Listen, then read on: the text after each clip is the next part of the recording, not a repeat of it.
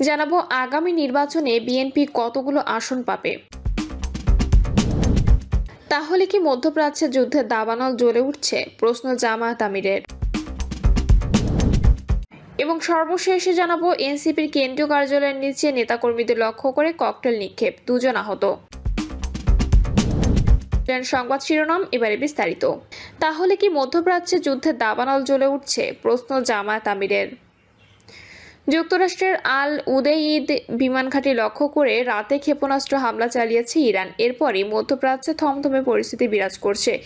ইরানের ক্ষেপণাস্ত্র হামলার পর থেকে কাতার, আরব আমিরাত, বাহরাইন, কুয়েত সহ মধ্যপ্রাচ্যের কয়েকটি দেশের আকাশসীমা বন্ধ ঘোষণা করা হয়েছে। এমন অবস্থায় মধ্যপ্রাচ্যের পরিস্থিতি নিয়ে উদ্বেগ প্রকাশ করেছেন বাংলাদেশ জামায়াতে ইসলামীর আমির ডক্টর শফিকুর রহমান। মধ্যরাতে এক ফেসবুক স্ট্যাটাসে তিনি প্রশ্ন রেখেছেন, তাহলে কি মধ্যপ্রাচ্যে সর্বত্র যুদ্ধের দাবানল জ্বলে উঠছে। এরপর জামায়াত আমির বলেন, এতে কার লাভ কার ক্ষতি। মুসলিম বিশ্বের নেতৃবৃন্দকে জটিল এই সময়ে সঠিক কৌশল অবলম্বন না করলে হয়তো মূল্য পরিশোধ হবে অনেক বিশাল।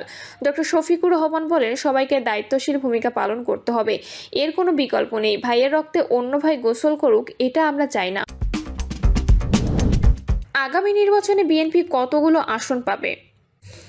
জুলাই গণঅভ্যুত্থানে আওয়ামী লীগের পতনের পরে জনপরিসরে আলোচনা হচ্ছে, অবাধ, সুষ্ঠু ও গ্রহণযোগ্য নির্বাচন হলে বিএনপি বিপুল সংখ্যাগরিষ্ঠতা নিয়ে বিজয়ী হবে এবং সরকার গঠন করবে। অনেকে এমনও বলার চেষ্টা করছেন বিএনপি 250 আসনে জিতবে। বিশেষ করে বিএনপির অনেক নেতার ধারণা এরকমই।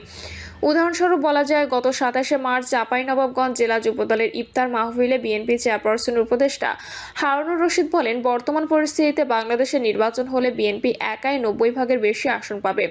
সম্প্রতি জাতীয় নাগরিক পার্টির মুখ্য সমন্বয়কারী নাসির উদ্দিন পাটোয়ারি বিএনপির বিপুল জনপ্রিয়তার এই ধারণাকে চ্যালেঞ্জ করেছেন। তার দাবি, বিএনপি এখন যে পরিস্থিতি তাতে আগামী নির্বাচনে 50 থেকে 100টির বেশি আসন পাবে না। তার ভাষায়, বিএনপির লিডারশিপ পুরোটাই ফেলিওর।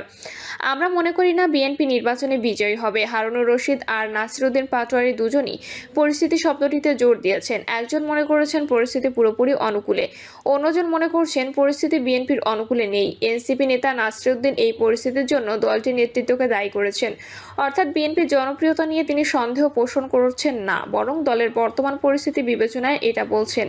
বিএনপির বর্তমান পরিস্থিতি কেমন সেটা গণমাধ্যমে চোখ রাখলেই বোঝা যায়। আওয়ামী লীগের পতনের পর থেকে সারা দেশে তাদের বিরুদ্ধে দখলবাজি, চাঁদাবাজি, অভ্যন্তরীণ কোন্দলে, খুন ও সংঘর্ষের যেসব খবর প্রতিনিয়ত সংবাদ শিরোনাম হচ্ছে, তাতে সাধারণ মানুষকে বলতে শোনা যায়, সরকার গঠনের আগেই এই অবস্থা, সরকার গঠন হলে কি করবে। দলের শীর্ষ নেতা তারেক রহমান বরাবরই এসব কর্মকাণ্ডের বিরুদ্ধে নেতাকর্মীদের সতর্ক করেছেন। অনেকের বিরুদ্ধে ব্যবস্থাও নেওয়া হচ্ছে, কিন্তু এসব বন্ধ হচ্ছে না। বাস্তবতা হলো, বিএনপি নেতাকর্মীরা প্রায় 17 বছর ক্ষমতার বাইরে থাকায় আর্থিক, শারীরিক, মানসিক, সামাজিক, এমনকি পারিবারিকভাবেও ক্ষতিগ্রস্ত হয়েছেন। তাহলে কি এখন একসঙ্গে সবকিছু ক্ষতি পুষিয়ে নিতে চাচ্ছেন? তার চেয়ে বড় কথা, রাজনৈতিক দলগুলো নেতাকর্মীরা দলের জন্য কাজ করার বিনিময়ে কি পাবেন? মূলধারার কোনো দলেরই সেই পরিকল্পনা নেই, 2-1টি ছাড়া। অর্থাৎ দলের নেতাকর্মীরা দলের জন্য কাজ করেন মূলত পদ, পদবি, ঠিকাদারি, চাঁদাবাজি ইত্যাদির লাইসেন্স পাওয়ার জন্য।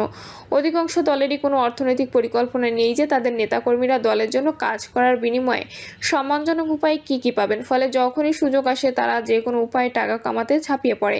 প্রশ্ন হলো, বিএনপি 90% বেশি আসন পাবে, একথা হারুনুর রশিদ কিসের ভিত্তিতে বলেন?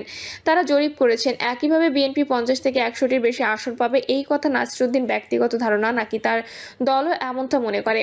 তারাই বা এই অঙ্ক কিভাবে জানলেন? মাঠ পর্যায়ে কোনো জরিপ চালিয়েছেন নাকি এটি নিতান্তই কথার কথা? বাংলাদেশে অতীতের নির্বাচনগুলো, বিশেষ করে তুলনামূলক ভালো ও কম বিতর্কিত 4টি নির্বাচনের পরিসংখ্যান বিশ্লেষণ করে দেশের বড় দুটি দল বিএনপি ও আওয়ামী লীগের জনপ্রিয়তার একটা ধারণা পাওয়া যায়। যদিও 2008 সালের পরে গত 17 বছরে নদীর জল অনেক ঘোলা হয়েছে, রাজনীতি ও ক্ষমতা কাঠামোর ব্যাপক পরিবর্তন হয়েছে। ফলে 1991 সাল থেকে 2008 সালের নির্বাচনের ফলাফল দিয়ে বর্তমান রাজনৈতিক দলগুলোর জনপ্রিয়তা যাচাই করা যাবে কিনা সেটি বিরাট প্রশ্ন। তারপরে একটা মোটামুটি ধারণা পাওয়ার জন্য পরিসংখ্যান চোখ বোলানো যাক।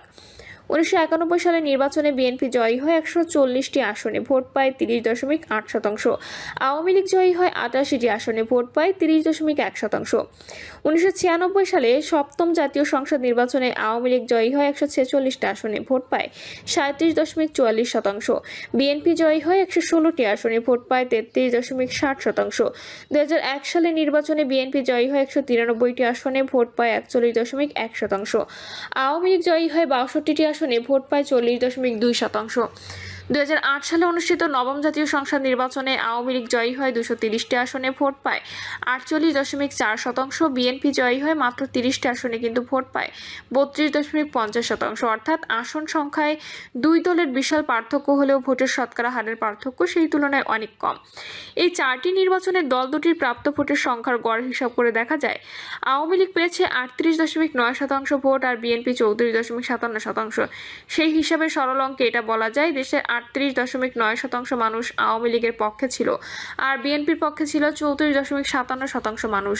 প্রশ্ন হলো, বাস্তবতা সেই জায়গায় এখনও আছে কি? গণঅভ্যুত্থানের মুখে আওয়ামী লীগ সরকারের পতন, দলের শীর্ষ অনেক নেতার দেশ ছেড়ে পালিয়ে যাওয়া, দেশের ভিতরে অনেকের আত্মগোপন এবং অনেকে গ্রেপ্তারের মতো ঘটনায় দলটি যে পরিস্থিতির ভেতর দিয়ে যাচ্ছে তাতে তার ভোট বা জনপ্রিয়তা কি আর 38% আছে? বিশেষ করে 2014, 18 ও সবশেষ 2024 সালের নির্বাচনে আওয়ামী লীগ যেভাবে পুরো নির্বাচনী ব্যবস্থা ধ্বংস করেছে তাতে তাদের জনপ্রিয়তা বা জনসম্পৃক্ততা কি 2008 সালে জায়গাতেই আছে নাকি অনেক কমেছে? যদি কমে থাকে তাহলে এখন তাদের ভোট কত? তার বিপরীতে বিএনপি যে জনপ্রিয়তার হিসাব দেওয়া হলো 2008 সাল পর্যন্ত, এখনও কি তারা সেখানে আছে নাকি তাদের জনপ্রিয়তা ও ভোট কমেছে বা বেড়েছে?